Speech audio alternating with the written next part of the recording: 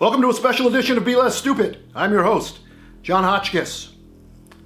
For those of you who are fans of this channel, you will recognize that, well, this is not the kind of video that I tend to make. I know a lot of people on YouTube make videos like this, but this isn't what I do. The reason that I'm doing this is, well, because yesterday I posted a video on my channel, and it was taken down by the folks at YouTube. The video consisted of video of Adolf Hitler at various rallies in the mid-1930s. What I did was strip out the audio from the old Hitler rallies, and I replaced it with audio from Donald Trump rallies. Audio of Donald Trump speaking at his rallies, obviously, and audio of people in the crowd shouting. And I married those two things together. Now, those two items individually live on YouTube without any problems. You can find plenty of video of Adolf Hitler on YouTube giving speeches to crowds of Germans. You can also find plenty of footage of Donald Trump on YouTube giving speeches to huge rallies. However, apparently, if you take the two things and you combine them to make something, all right, I'll call it artistic. I don't know that it really is, but anyway, maybe it's artistic, right? I wanted to make some point about how people obviously consider now that Donald Trump is becoming more and more fascist, that his rallies are reminiscent of fascist rallies in Germany in the mid-1930s to late 1930s. Anyway, I combined those two things. And well, I got a message from YouTube that the video was taken down and that it was a violation of their terms of service. So, I gotta say, look, I'm not one of those people. I don't think that I'm entitled to put up things on YouTube. I know that I'm not. And I know that my First Amendment rights have not been violated, right? I was, in quote, censored by a company and not the government. And the company can, quite frankly, put up any kind of videos it wants. And that's fine, right? However, those two items exist independently. And they're fine. And how could this expression of my point violate their terms of service?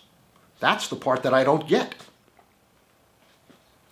I know that they take down content where people are threatening, or if somebody's going to be in imminent danger, or if they're going to harm someone or something, that content gets taken down. But I can't see how juxtaposing footage of Adolf Hitler with audio of Donald Trump is a violation of their terms of service.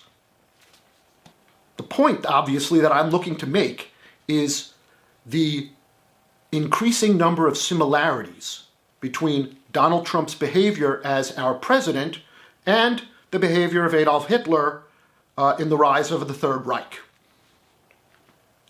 One of the first things that Hitler did when he became the Chancellor of Germany was to pass laws, create edicts, etc., and circumnavigate the legislature.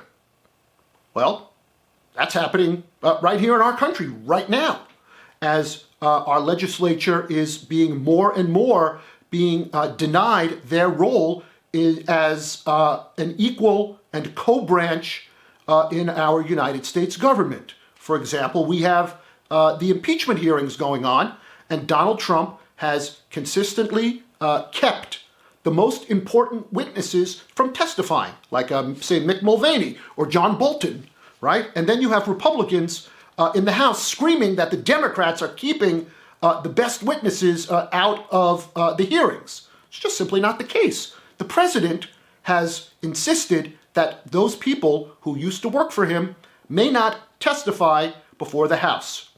Again, what you have here is some fascist behavior. Another one of the things that Hitler did was he looks to smear as enemies of the state, the media, and his political opponents. Now, does that sound like something that we've seen here in the United States, right? Trump regularly calls CNN and the media here in our country the enemy of the people. Donald Trump has demanded, insisted, chanted that our federal government lock up his political opponent, or previous political opponent, Hillary Clinton, right? He's done that millions of times, obviously, at rallies. And more recently, he has sent his flunky, Rudy Giuliani, off on some boondoggle to dig up information about his opponent, or potential opponent, in the 2020 election, Joe Biden. That is the kind of thing that fascist dictators do. One of the critical ingredients in the rise of fascism is when the leader convinces his base or a minority population that the problems that the country is experiencing, whether they're real or imagined, are caused by some immigrant population. It's what happened in Germany in the 1930s. Adolf Hitler convinced the German people that their economic woes were the result of greedy Jewish bankers and store owners, that if only those two things had gone away, then Germany would rise and become the great country that it was intended to be. Except clearly that was a lie that he convinced a gullible population to believe. And the reason why you target a minority/immigrant group is because they lack the political power to defend themselves, right? Can you think of anyone who's in the NAAMP, right? There's nobody in the National Association for the Advancement of Mexican People, right? Latin American people are severely unrepresented in our government. They have many, many fewer people. In fact, I don't know that I could think of any who are their civil rights advocates. They're very easy to push around and step on and blame. That is the behavior and the actions of a fascist leader, to blame the minority, blame refugees, blame immigrants, blame illegal immigrants for problems that the country is facing that, quite frankly, they have nothing to do with. The real problems that people in our country who have lost their jobs are facing is a combination of a number of things. The globalization of the world economy, the way in which corporations decide to do business.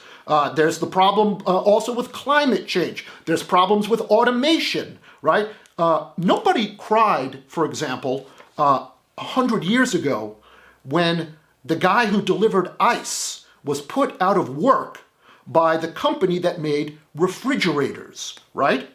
Look, we have a similar problem to that now in the United States, that the way in which corporations make money, the way in which machines make items for commercial sale, right? All of that stuff has changed. And that's not the fault of immigrants, but it's very easy to blame them when problems like these arise. The other thing that a fascist leader would do is to alter reality and convince his supporters and base that things would be better if only we could go back to a time in the past when things were great. Does that sound like someone who you've heard of more recently? Right? What Donald Trump has tapped into with his base is their fear of no longer having power in this country. That is what Christian white males fear. They fear that if not this generation, then in the next, that they will become minorities in this country, and that immigrants, illegal immigrants, refugees will become the dominant force in American civilization. And what these white Christian males fear is that once they are no longer in power, that they will then be treated by these immigrants the way white Christians have treated the immigrants over these last 50 or 100 years. White people in some parts of the country are scared that they will no longer be the dominant culture in America, They will no longer be the dominant power in America. And that once they lose their power, they will then be treated the way they have treated the people who are coming to our country now. And they don't like it.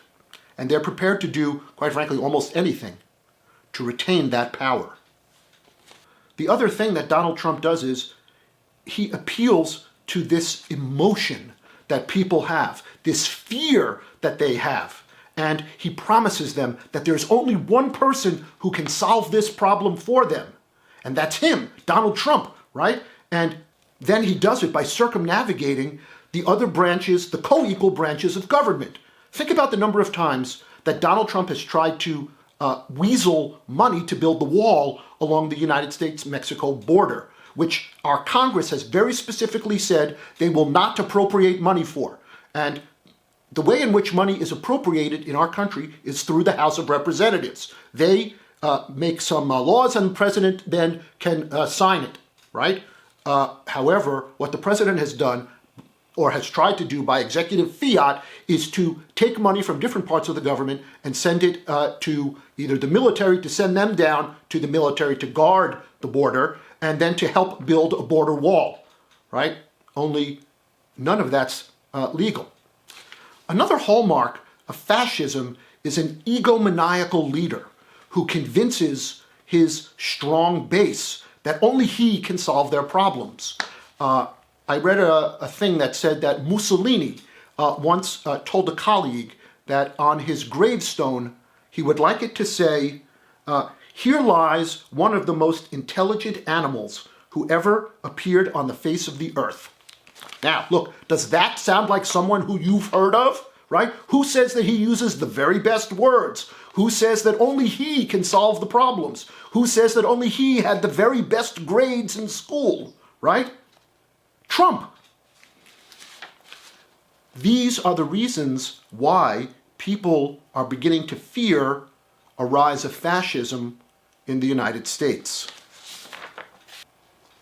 Another integral part of fascism are these enormous, beautifully choreographed, well-staged, well-lit rallies, right? Those are the kinds of things that Hitler did in order to gin up support amongst his base in Germany, right? There gets to be a kind of messianic kind of convergence that happens at an event like that, where people are united against what? A common enemy.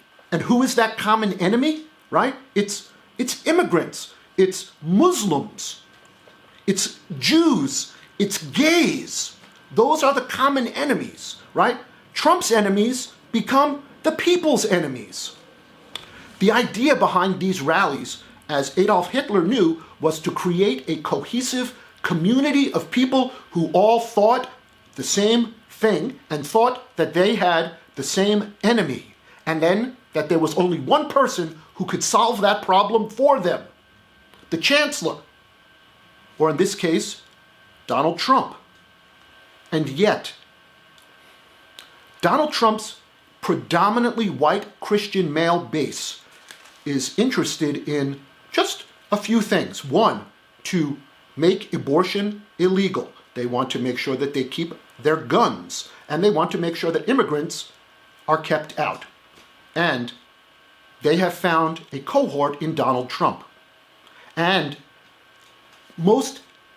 the hypocrisy of it is that they are prepared to overlook a wealth of other Christian values that they say that they cared about previously, right? This is the same group of people who every week say that they should help the poor. They should feed the hungry, right? Only now what they want to do is put up a wall to keep the poor and the hungry out, right?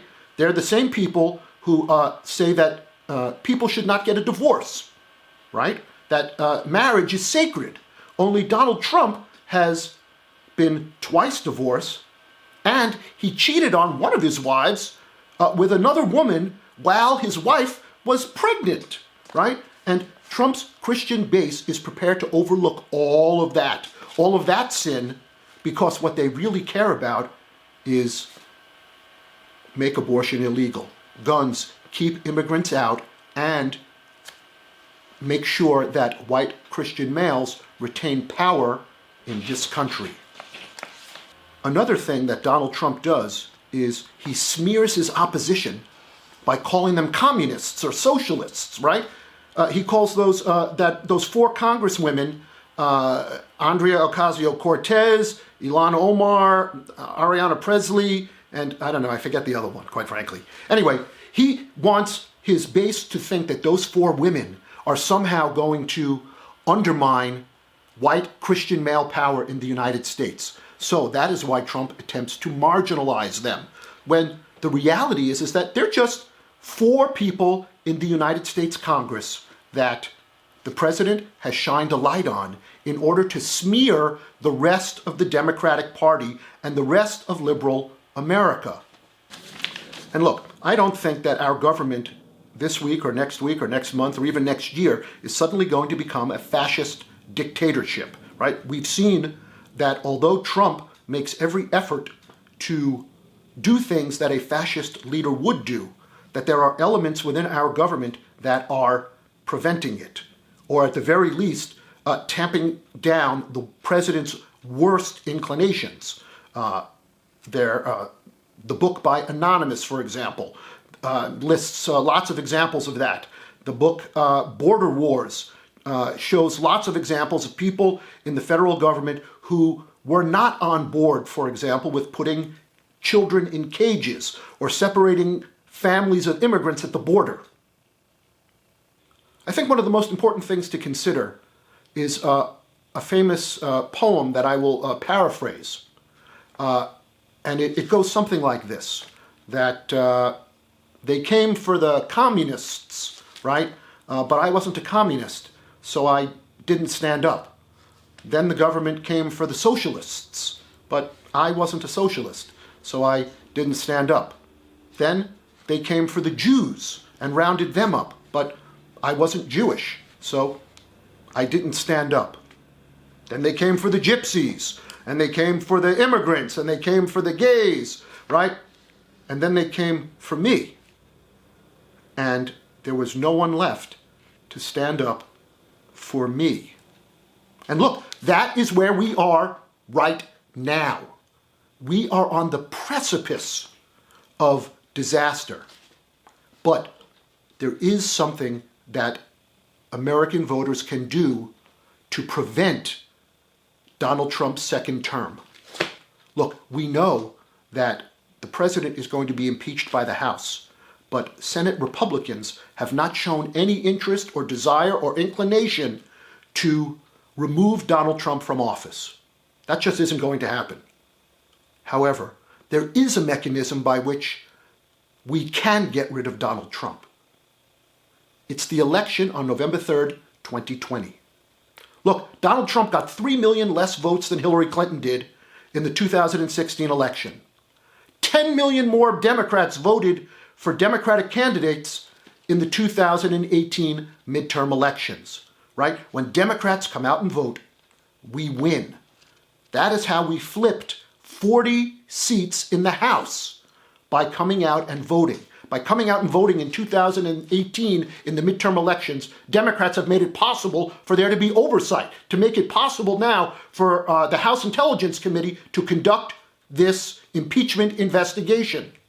Donald Trump will become only the fourth president in American history to have been impeached. Now look, he's not going to be removed because we know that the Republicans are not going to do it.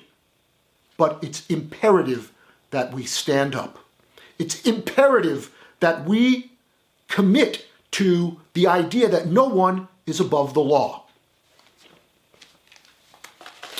Let me sum up by saying that I put a video on YouTube that featured footage of Adolf Hitler, and I stripped out the audio of Hitler and the German crowds and replaced it with audio of Donald Trump and the crowds at Donald Trump events. Those two items separately live on YouTube in an enormous abundance. However, when I put them together, somehow it was a violation of their terms of service. And it was removed. Again, I don't think that I'm the victim of censorship, right? Censorship is something that the government does, right? And I recognize that YouTube can put, quite frankly, whatever it wants on its platform. However, this clearly is not a violation of their terms of service. This is expression that is being squashed. And I don't know why they're coming after liberals the way they are, but clearly they are. Look, on my channel, right now, I have footage of a supporter of Donald Trump spraying bear mace at a crowd of liberals on the Santa Monica Pier. On my channel right now, I have footage of a guy who was beaten with a cowbell and has an enormous gash and a face full of blood, who was beaten up by a Donald Trump supporter, and blood everywhere. That video is on my channel right now. It's footage that I captured myself and I reported on.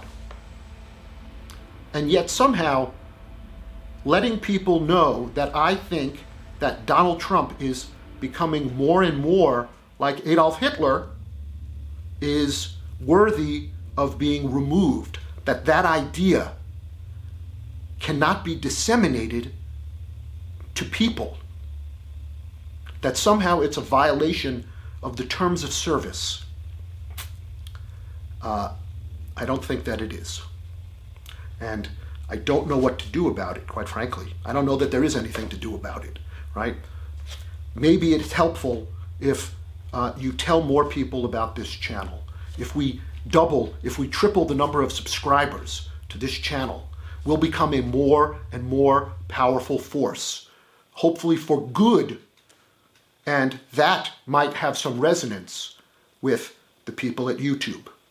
Anyway, I would like to thank you all for watching this video. I'm sorry that I had to involve you in all of this.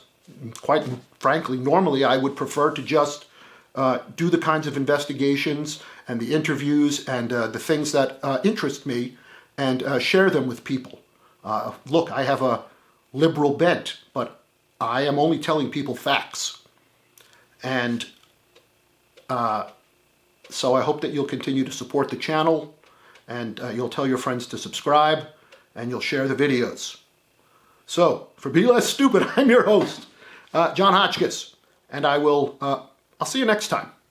Thanks again for watching.